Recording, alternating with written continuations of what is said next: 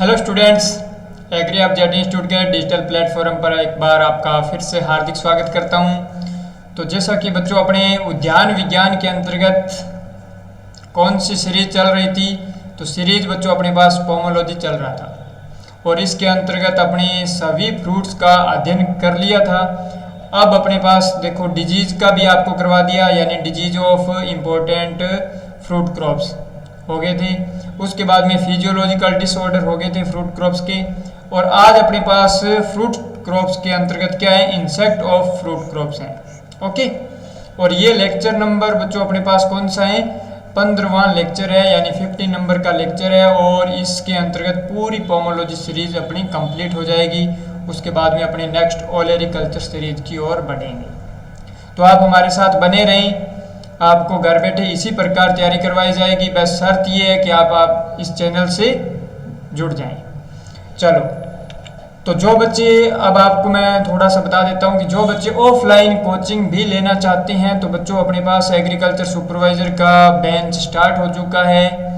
और यदि आप क्वालिटी और फैसिलिटी के अकॉर्डिंग देखें तो नाम मात्र की फीस रहेगी, परंतु उससे पहले आपको एक काम करना पड़ेगा, ऑफलाइन डेमो क्लास जरूर अटेंड करना पड़ेगा, जो बैच 16 जुलाई 2022 से प्रारंभ हो गया है। ओके बच्चों, और वहीं जो बच्चे जेट की तैयारी करना चाहते हैं या ICAR BHO की, तो मेनली बच्चों यहाँ पर अपने पास जेट की तैयारी है और उसमें साल भर का बैच नया स्टार्ट हो चुका है 15 जुलाई से।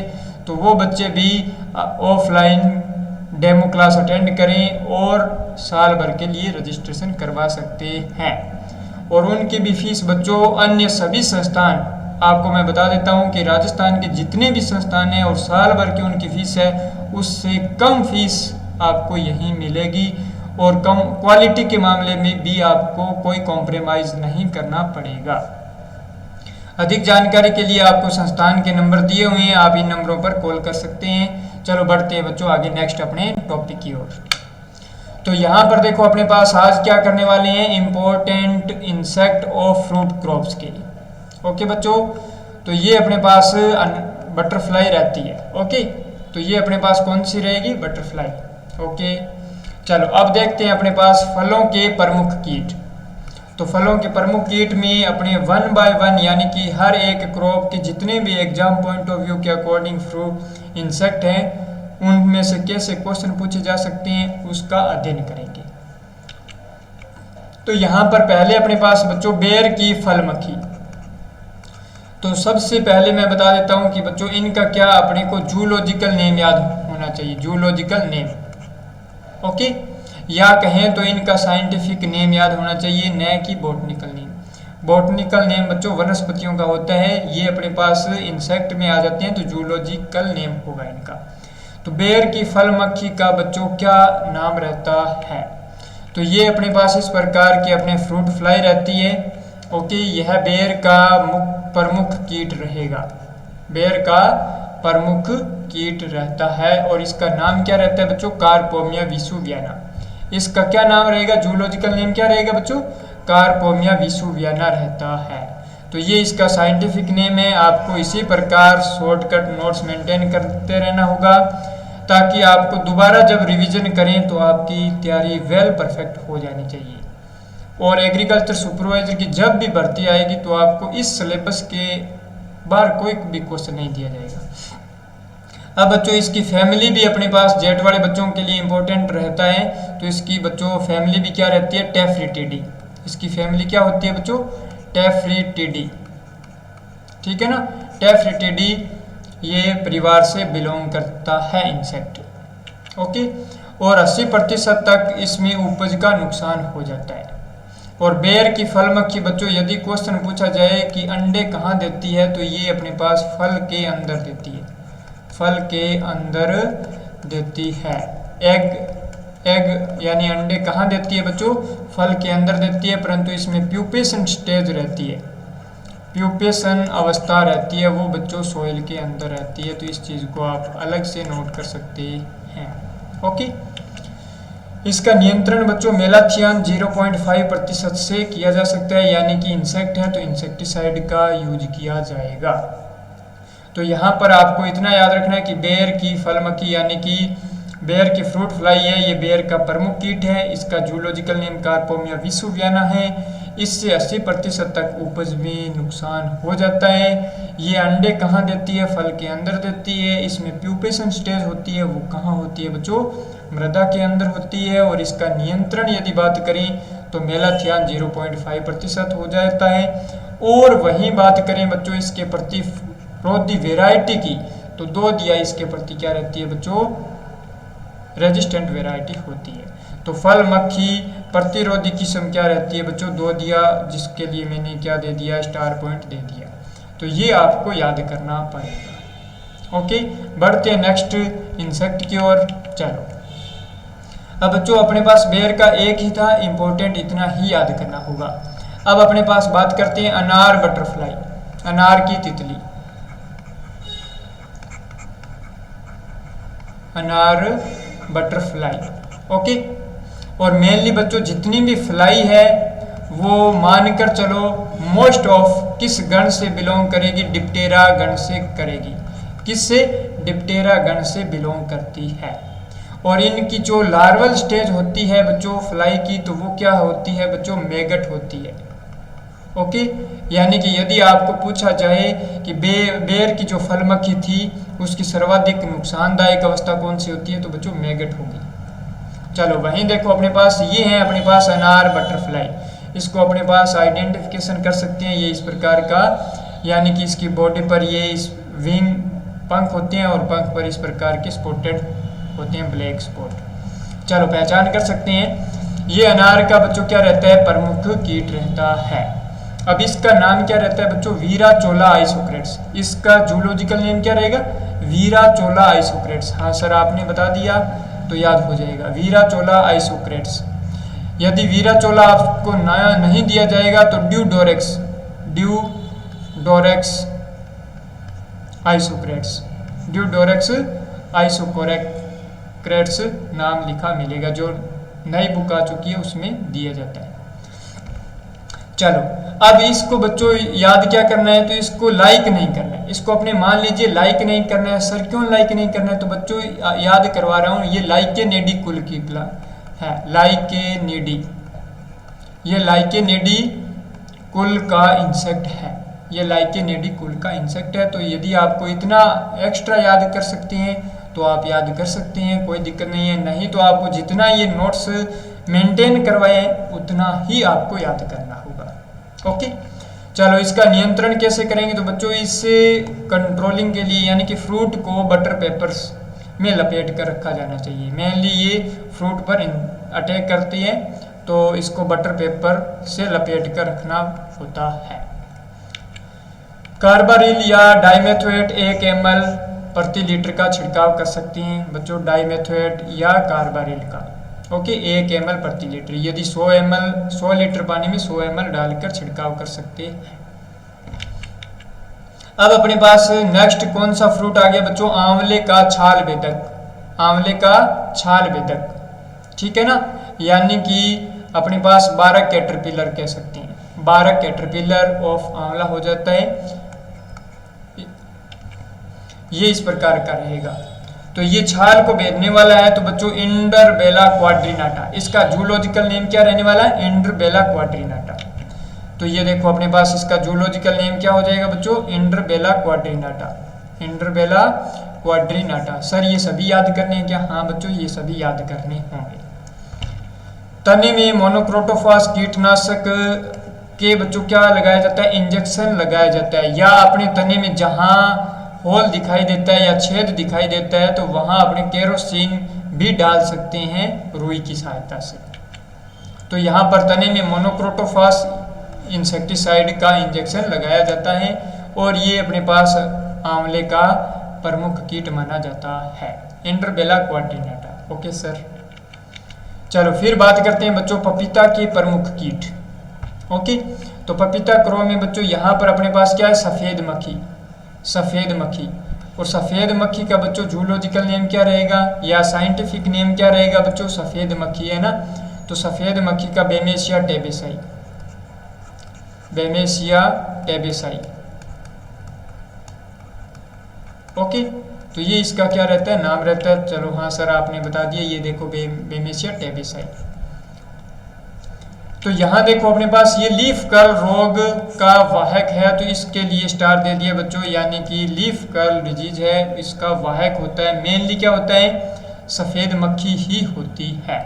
ओके, परंतु यदि मिर्च का लीफ कर्ल डिजीज है तो वो थ्रिप्स द्वारा फैलता है, तो इस चीज़ को ध्यान रखना होगा। और सफ़ेद मक्खी बच्चों ये अपने पास क्या होते हैं, इसके विंग होंगे वो वाइट कलर होंगे, वैसे इसका कलर देखा जाता है तो कलर बच्चों ये अपने पास येलोविश कलर की रहती है, पीले कलर की होती है। ओके, चलो अब देखो बच्चों अपने पास पपीता का एफिड, एफिड या मोइला, यानी कि एफिड या मोइला या माहू या चैंपा भी कह सकते हैं। तो बच्चों ये क्या है, पपीता का ही है। तो ये देखो इस प्रकार का ये पेस्ट रहता है, सॉरी इस प्रकार का होता है क्या, हाँ बच्चों इस प्रकार का होता है। ओके, तो रिंग स्पॉट रोग का वाहक होता है, रिंग स्पॉट ऑफ पपाया है ना। ओके, तो उस रोग का वाहक कौन सा है, एफिड होता है। लीफ कर्ल रोग ऑफ पपाया है तो उसका वाहक क्या हुआ, सफ़ेद मक्खी हुआ। चलो यहाँ इसकी रोकथाम बच्चों इंसेक्टिसाइड डालेंगे, एसीफेट या डाइमेथोएट। डाइमेथोएट को क्या कहते हैं, रोकर कहते हैं। तो 1 ml प्रति लीटर पानी में घोल बनाकर इसका छिड़काव किया जाता है। ओके, पपीता की रोग में। वहीं देखो अपने पास नेक्स्ट, तो यहाँ से बच्चों एग्जामिनर क्वेश्चन देने का चांस रखता है, यानी कि आपके एग्जाम में यहाँ से क्वेश्चन आने का चांस होता है। मेनली यदि इंसेक्ट में दिया जाए और हॉर्टिकल्चर क्रॉप में दिया जाए तो यहाँ से चांस बनते हैं। नींबू वर्ग के फलों के प्रमुख कीट में बच्चों यहाँ पर बटरफ्लाई ऑफ सिट्रस भी आता है। देखो यहाँ पर नींबू की तितली आ गया ना, बटरफ्लाई ऑफ सिट्रस।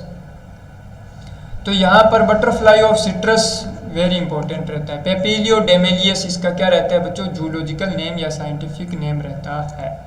सर ये दिखाओ, तो ये बच्चों अपने पास इसका आइडेंटिफिकेशन बच्चों इन 2 चीज़ों से कर सकते हैं, यानी कि ये विंग दे रखा है ना, तो इसमें ये डॉट बड़ा है, तो इससे अपनी पहचान सकते हैं, आसानी से पहचान सकते हैं। यदि अपने सिट्रस ऑर्चार्ड में जाएं तो ये सिट्रस फ्रूट फ्लाई है, तो इसको अपने पहचान सकते हैं। तो इसका बच्चों नाम क्या रहेगा, पेपिलियो डेमेलियस। पेपिलियो डेमेलियस इसका क्या रहता है, साइंटिफिक नेम रहता है। और यदि इसकी पहचान करनी हो तो ये बच्चों पत्तियों पर पक्षियों के बींट होती है ना, उसी प्रकार के एग देती है। तो यहाँ पर देखो इसकी लटें हैं चिड़ियों की बींट के समान दिखाई देती है, ठीक है ना। इसकी जो लार्वल स्टेज रहती है वो चिड़ियों की बींट के समान दिखाई देती है और पत्तियों पर आसानी से दिखाई दी जा सकती है। ओके, तो ये आपको इतना याद रखना होगा कि नींबू की तितली पेपिलियो डेमेलियस, और ये पहचान के लिए कई बार एग्जामिनर क्वेश्चन दे सकता है। चलो सिट्रस साइला, सर आपने डिजीज करवाया उस टाइम भी आपने एक ट्रिक दिया था, हाँ दिया था बच्चों, CGT कंपनी थी। सर आपने कहाँ की बताई थी, जापान की बताई थी, वैसे याद करवाने के लिए CGT कंपनी थी और उसमें भर्ती आई थी बच्चों LSA की। यानी कि देखो अपने पास अब क्या है, सिट्रस साइला है। तो ये अपने पास सिट्रस साइला है, ये किस रोग का वाहक होगा बच्चों, ये ग्रीनिंग रोग का वाहक होगा। यदि जो एफिड कीट है, एफिड है, तो वो बच्चों ट्रिस्टेजा रोग का वाहक होगा। और यदि लीफ माइनर इंसेक्ट है तो वो कैंकर रोग का वाहक होगा। बस इसमें आपका पूरा कंसेप्ट समा गया। सर आप इस प्रकार तैयारी करवाओगे क्या, हाँ बच्चों इसी प्रकार, यानी कि जो अपनी चीज़ें पढ़ रहे हैं और पढ़े हुए में से यदि कोई क्वेश्चन आ जाता है तो वो अपना गलत नहीं होना चाहिए। और आपको बच्चों इतना पढ़ाया जाएगा कि 100% क्वेश्चन एग्जामिनर को देना ही पड़ेगा। इम्पोर्टेंट को क्या होता है, देना ही पड़ता है। चलो बच्चों, तो यहाँ पर अपने पास सिट्रस साइला है। तो बच्चों उम्मीद कर रहा हूँ कि अभी तक आपको सिट्रस साइला का नाम याद हो चुका है। तो इसका क्या नाम होता है बच्चों, डाइफोरिना सिट्राई। इसका क्या नाम होता है, डाइफोरिना सिट्राई। इसका बच्चों क्या रहता है, साइंटिफिक नेम रहता है। अब आप कहोगे सर सिट्रस साइला है तो ये किस रोग का वाहक है बच्चों, ग्रीनिंग रोग का वाहक है। किस रोग का वाहक है, ग्रीनिंग यानी कि हरितन रोग का वाहक है। बस इतना याद करना है, ग्रीनिंग रोग का ये क्या है बच्चों, वाहक है, तो इसको स्टार दे दिया। ओके सर, वैसे आपने याद करवा दिया कि CGT कंपनी है, उसमें LSA की भर्ती आई थी। चलो अब आप देखो यहाँ पर वापस CGT लिखो। CGT आपको पूरा याद हो जाएगा लास्ट तक। जैसे अपने पास लीफ माइनर है, हाँ सर लीफ माइनर है, तो लीफ माइनर बच्चों किसका वाहक है? कैंकर रोग का वाहक है। तो अब लीफ माइनर का नाम याद करना है। टोक्जोप्टेरा सिट्रिसिडा भी दिया जा सकता है या टोक्जोप्टेरा ओरेंटी भी दिया जा सकता है। तो ये बच्चों अपने पास लीफ माइनर है। ओके, लीफ माइनर यानी कि ये पत्तियों में एक संरचना बना देता है, ट्रांसपेरेंट लाइक स्ट्रक्चर बना देता है। तो यहाँ देखो अपने पास फाइलोग्निस्टिस सिट्रेला, ठीक है ना, फाइलोग्निस्टिस सिट्रेला या सिट्रिसिडा दिया जा सकता है। ये किस रोग का वाहक होगा? अब आप कहो सर ये कैंकर रोग का वाहक होगा। तो यह बच्चों कैंकर रोग का वाहक है।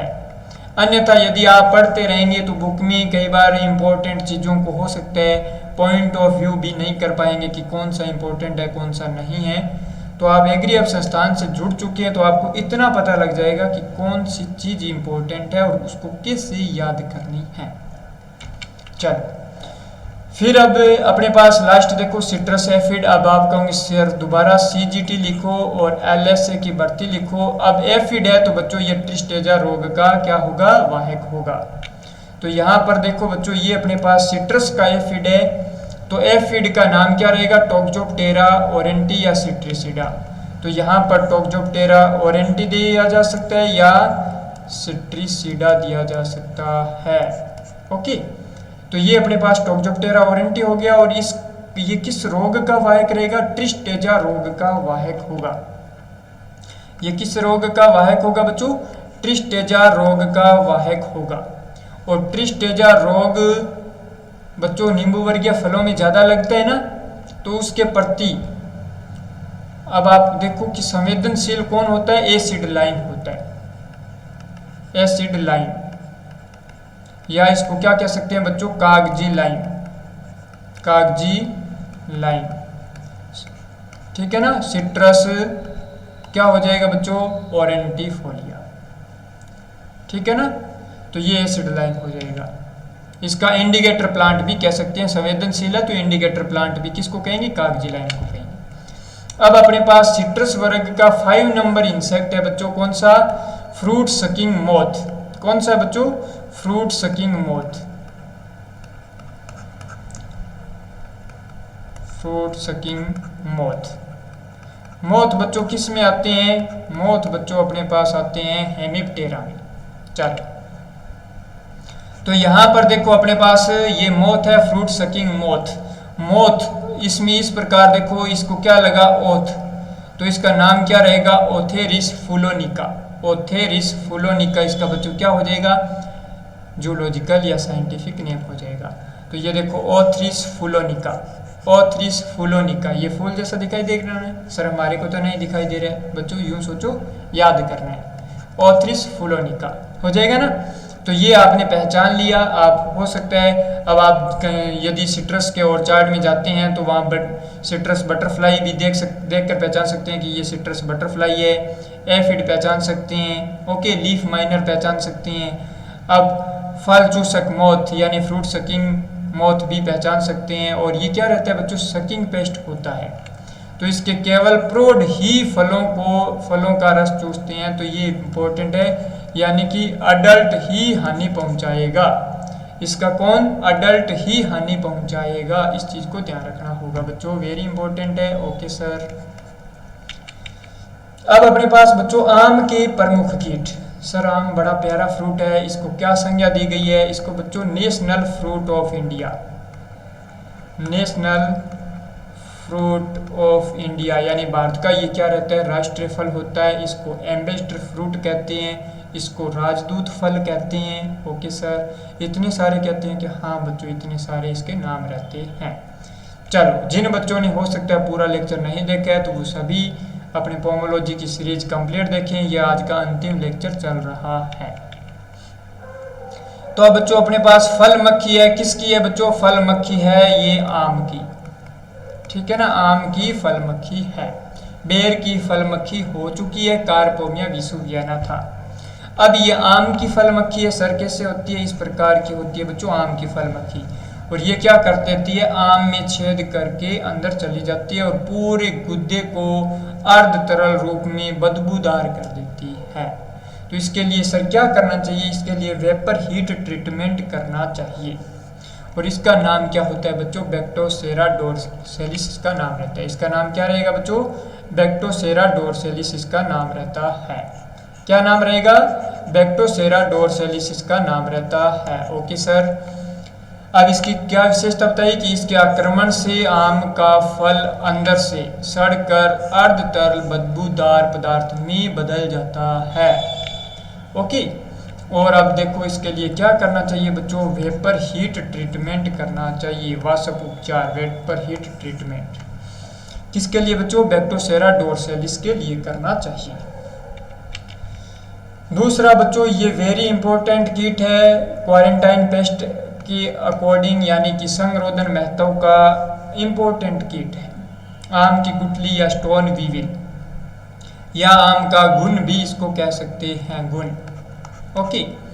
अब ये क्या करता है बच्चों, ये इंसेक्ट आम के गुठली के अंदर जाकर गुठली को पूर्ण रूप से खा जाता है, यानी उसको खत्म करके फल को साड़ देता है। तो यहाँ पर इसको देखो, ये देखो अपने पास मैंगो नट या स्टोन वीविल इसको कहते हैं, ये इस प्रकार गुठली पर अटैक करता है और पूर्ण रूप से खा जाता है। तो इसके लिए सर क्या करना पड़ेगा, इसके लिए भी बच्चों वेपर हीट ट्रीटमेंट करते हैं, पर उससे भी ज़्यादा अपने रेडिएशन ट्रीटमेंट किया जाता है। और इसका अब आपको नाम याद करना पड़ेगा, इतना इंपॉर्टेंट है तो नाम याद करना होगा। स्टेनोचेटस मेंजिफेरी इसका क्या रहता है बच्चों, नाम रहता है। क्या रहता है, स्टेनोचेटस मेंजिफेरी। ये देखो अपने पास सर स्टेनोचेटस मेंजिफेरी इसका क्या रहेगा, नाम रहेगा। अब ये संगरोधन यानी कि क्वारंटाइन पेस्ट है। जब अपने देखो भारत सबसे ज़्यादा विश्व में आम उत्पादन करता है और निर्यात भी करेगा, उत्पादन करता है तो निर्यात करेगा। तो जितने भी आम निर्यात किए जाते हैं बच्चों, उनमें निर्यात होने वाले आम में सबसे पहले टेस्टिंग होती है, वो किस इंसेक्ट की होती है, स्टोन वीविल की होती है। कि यदि ये इसमें फ्रूट ऊपर से क्या होता है, आपको वेल परफेक्ट दिखाई देता है, अच्छी तरीके से दिखाई देता है, परंतु अंदर से खराब निकल जाता है। तो इसके लिए क्वारंटीन किया जाता है, इस पेस्ट को क्या क्वारंटीन किया जाता है, टेस्ट किया जाता है। तो इसको संगरोधन महत्व का पेस्ट मानते हैं, संगरोधन महत्व का कीट मानते हैं। ओके, आम की गुठली या स्टोन वीविल को। फिर बात करते हैं फलों को रेडिएशन से उपचारित किया जाता है। इसमें फलों को किससे, रेडिएशन से उपचारित यानी विकिरणों द्वारा उपचारित किया जाता है, विकिरणों से उपचारित किया जाता है। ओके। अब अपने पास बच्चों आम का मीलीबग, आम का क्या है यहाँ पर अपने पास मीलीबग। तो आम का मीलीबग है तो ये बच्चों आम का प्रमुख कीट माना जाता है। तो ड्रोसिका मेंजिफेरी इसका क्या रहता है बच्चों, नाम रहता है। यह आम का मुख्य कीट माना जाता है, आम का मीलीबग। ओके बच्चों, इसके निम्फ व प्रोड यानी अडल्ट कोशिका से रस चूसते हैं। तो ये एज ए सकिंग पेस्ट है, इस प्रकार का रहता है। तो ये थोड़ा सा बड़ा बताया। और ये देखो मीलीबग का अटैक बहुत भयंकर होता है। तो जब भी मीलीबग का अटैक होता है तो इसको बच्चा उपचार के लिए क्या किया जाएगा, उपचार के लिए कैलाथेन पट्टी बांध दी जाती है। तने के चारों ओर क्या कैलाथेन की पट्टी बांध दी जाती है, या अपने स्टेम के ऊपर ग्रीस का लेप कर दिया जाता है। तो नियंत्रण यदि बच्चों इंसेक्टिसाइड का यूज करें तो कार्बारिल 0.5% या तने पर 30 सेंटीमीटर ऊंचाई पर ग्रीस या अपने पास क्या एल्काथीन की पट्टी बांध देते हैं, ग्रीस लगा देते हैं। तो यानी कि ये स्टेम के सहारे मृदा से ऊपर नहीं आएंगे। तो ये इसका इम्पोर्टेंट उपचार माना जाता है।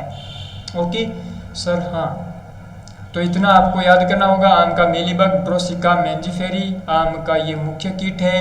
निम्फ व अडल्ट इसके सकिंग यानी कि कोशिका से रस चूसते हैं, तो दोनों हानिकारक होते हैं और इनका कंट्रोल इस प्रकार किया जाएगा। चलो अब अपने पास मैंगो होपर, मैंगो होपर आम का फुदकारो कीट। तो ये मैंगो होपर है। तो ये बच्चों अपने पास एमरिटोड्स एटकिंसोनी इसका नाम रहता है, एमरिटोड्स एटकिंसोनी इसका नाम रहता है। और यह आम का प्रमुख कीट है, ठीक है ना। प्रमुख कीट कौन सा है, एमरिटोड्स एटकिंसोनी आम का फुदका या मैंगो होपर। निम्फ व प्रोड इसमें भी उस अपक्रम से रस चूसते हैं, तो ये भी सकिंग पेस्ट है। Okay sir. नियंत्रण डाइमेथोएट का छिड़काव किया जाता है या रोगर का छिड़काव करना चाहिए। अब अपने पास बच्चों नेक्स्ट क्रॉप कौन सी है? गुआवा, अमरूद, सीडियम गावाजावा, मिर्टेसी। Okay, tropical America. इस प्रकार आपको याद होने चाहिए। Okay sir. इसमें क्रोमोसोम नंबर कितने होते हैं बच्चों? 22।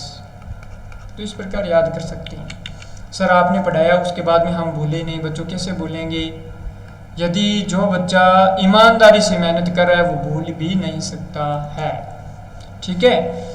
तो बच्चों यदि आपको एक दिन याद नहीं हो रहा है एक दिन में, तो यूं मानकर चलो कि एक दिन में कोई चीज़ याद नहीं होगी, पर यदि मेहनत करते हैं तो एक दिन आपको जरूर याद हो जाएगी। स्ट्रिपेड मिलीबग, ये बच्चों किसका की इंसेक्ट है? आप कहो सर अभी तो आपने बताया अमरूद का इंसेक्ट है। ओके, तो बच्चों ये स्ट्रिपेड मिलीबग सर इस प्रकार का होता है क्या? हाँ बच्चों, स्ट्रिपेड मिलीबग ये अपने पास अमरूद का कीट है, दक्षिणी भारत का मुख्य कीट रहता है। तो इसका नाम क्या रहता है बच्चों? फेरिस विरगाटा। फेरिस विरगेटा इसका नाम रहता है और ये दक्षिणी भारत का प्रमुख कीट माना जाता है। एक इसमें इंसेक्ट और लगता है अमरूद में, तो वो कौन सा इंसेक्ट है आगे देखते हैं। T mosquito bug. T mosquito bug sir ये आ गया टी मॉस्क्यूटो बग। कई बार बच्चे ना टी मॉस्क्यूटो बग को किसका इंसेक्ट मान लेते हैं? चाय का मान लेते हैं। बच्चों ये चाय का नहीं है, अमरूद का प्रमुख कीट रहता है और ये इस प्रकार का दिखाई देता है। टी मॉस्क्यूटो बग सर इस प्रकार का दिखाई देगा क्या? हाँ बच्चों इसी प्रकार का दिखाई देगा। ओके, अब इसका नाम क्या है? तो टी से बच्चों हेलोपेल्टिस नाम रहेगा। हेलोपेल्टिस एंटोनी, इसका नाम क्या रहेगा? हेलोपेल्टिस एंटोनी। तो टी से याद हो जाएगा एंटोनी या पेल्टिस। Helopeltis, Helopeltis antonii. Okay sir. Scab या कोर की वृद्धि होती है, इससे ना कोर की वृद्धि हो जाती है या स्केब वृद्धि हो जाती है। Okay sir. अब अपने पास बच्चों केले के प्रमुख कीट, बनाना के प्रमुख कीट। सर बनाना के प्रमुख कीट कौन सा था? तो बच्चों राइजोम वीविल एक इंपॉर्टेंट रहता है। ये अपने पास क्या है इंपॉर्टेंट? Rhizome weevil. केले का परकंद गुण। ओके, यानी कि आपको बताया था कि केले का प्रवर्धन किया जाता है। सर आपने बताया था स्वार्ट सकर्स। बच्चों यदि स्वार्ट सकर्स ऑप्शन में ना हो तो राइजोम द्वारा भी किया जा सकता है। तो यहाँ से अपने पास देखो सर ये इस प्रकार का रहेगा क्या? अलग ही इमेज दिमाग में सेट हो गई। हाँ बच्चों, राइजोम वीविल इस प्रकार का होता है। कोस्मोपोलिटस सोडिस इसका क्या रहता है बच्चों? साइंटिफिक नेम रहता है। कोस्मोपोलिटस सोडिस इसका क्या रहेगा? साइंटिफिक नेम रहेगा।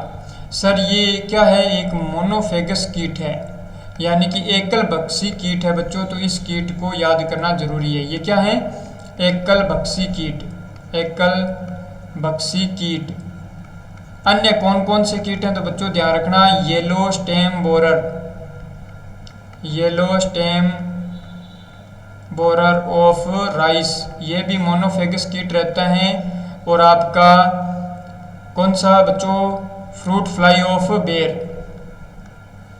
फ्रूट फ्लाई ऑफ बेर, वो भी क्या रहती है? मोनोफेगस कीट होता है। तो ये 3 मोनोफेगस कीट हैं जिनको आपको याद करना पड़ेगा।